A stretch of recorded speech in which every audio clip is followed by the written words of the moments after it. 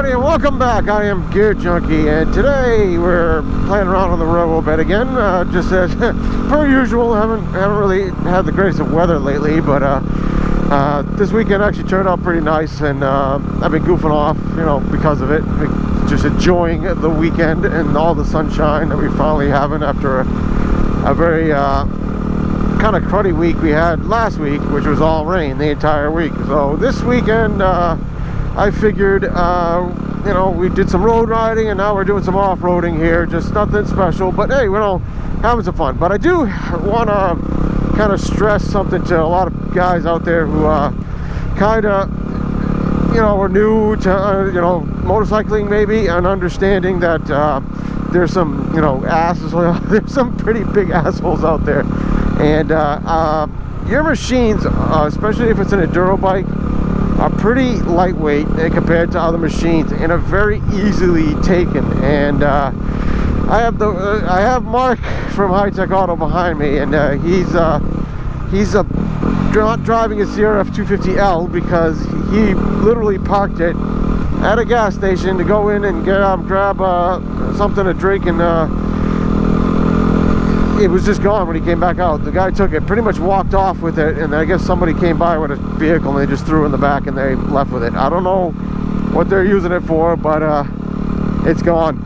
And it's and you'll never see it again. And that's the sucky part, because it's been like a week or two since that happened, and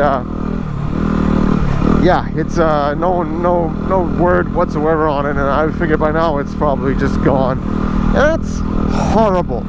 I mean, it was literally stolen right from under him. Like, he had no ride whatsoever. It was just gone, and they couldn't really tell on the video of it what exactly, you know, who it was or where, what, you know, no identification on them, so it was kind of useless. But yeah, he didn't leave the key in it or anything. It wasn't like they drove off with it. They just literally pushed it off to the side and then grabbed it with a van, you know, off away from wherever the cameras were, I guess. And yeah, it's just, that's it.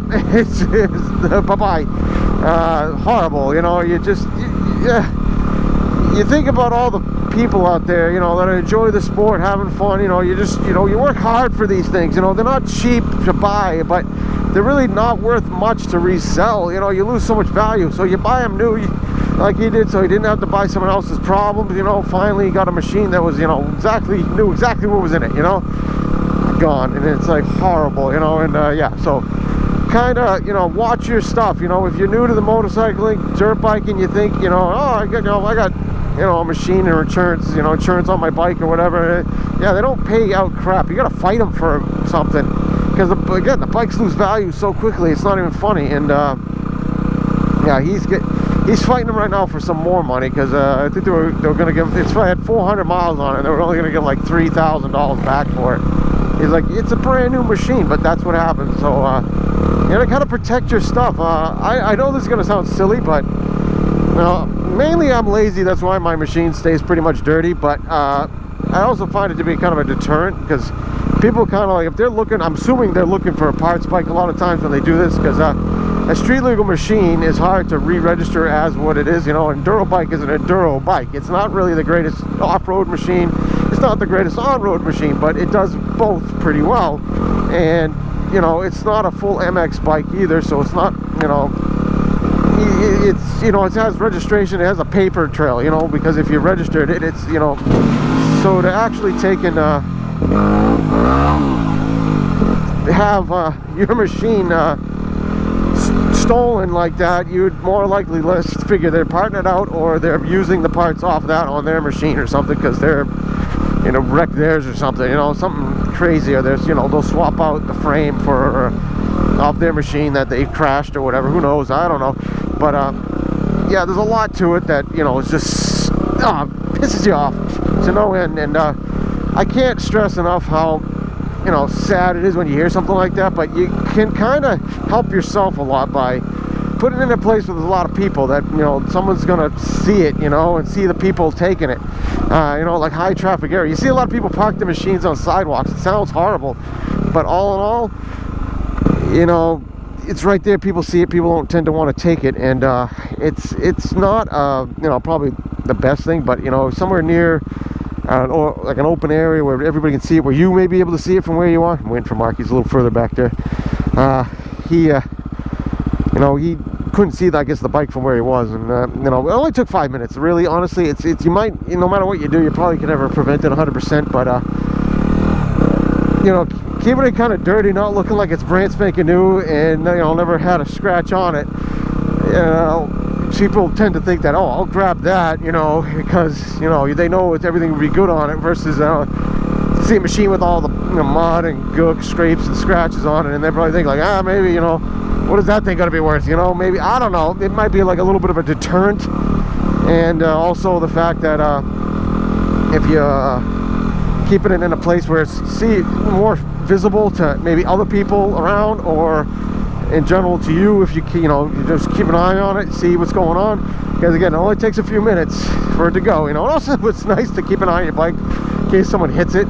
People don't always watch parking spots when they're pulling into it. They don't see a bike, especially if there's another vehicle near it. So keeping it in a place where it's visible might prevent you from having someone run your machine over. At least you can catch them if they do. Believe me, I've seen it before. People got really close to some stuff, and it can be pretty scary. You're looking there and you just get that wince, like, oh, don't hit it, come on, please don't hit it. I've seen it so many times, and they get close sometimes, but if you're watching, at least you can catch them. But I really I feel bad, truly, honestly. I hate hearing stories like this, and it didn't even happen to me, but I mean, I've been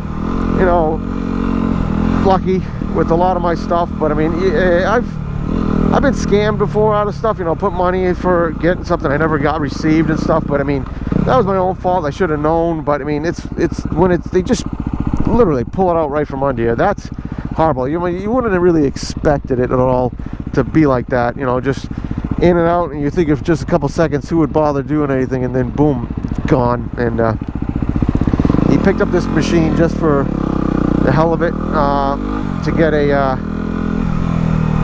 something to play around with, but he's put money into that machine already, and it's used, it has issues of little things here and there, and it's not so much that the machine is bad, it's just like, you had something so nice, and now you're working with someone else's problems.